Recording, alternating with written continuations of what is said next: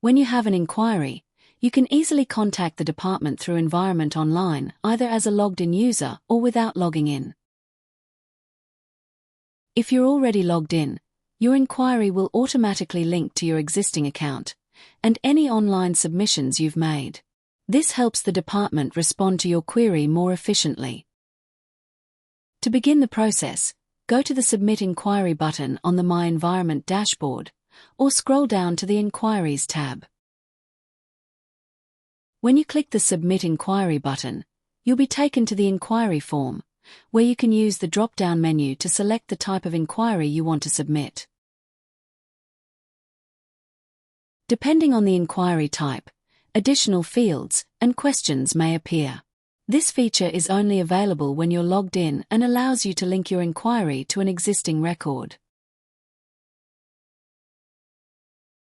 When you click Next, the Spatial Information page will appear. Here, you can provide a supported shapefile to accompany your submission if applicable. Instructions on how to do this are available on the Environment Online guidance page.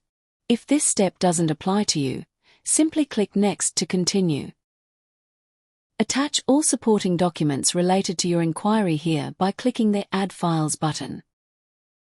Attachments should not exceed 1 GB. Click Submit, and the inquiry will proceed to the department for actioning. The confirmation page will give you a reference number. From here, you can track your inquiry by returning to the My Environment dashboard.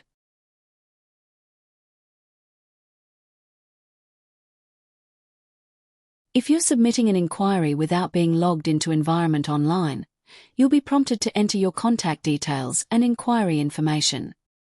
You can also add your spatial information and attach any supporting documents related to your inquiry, if applicable.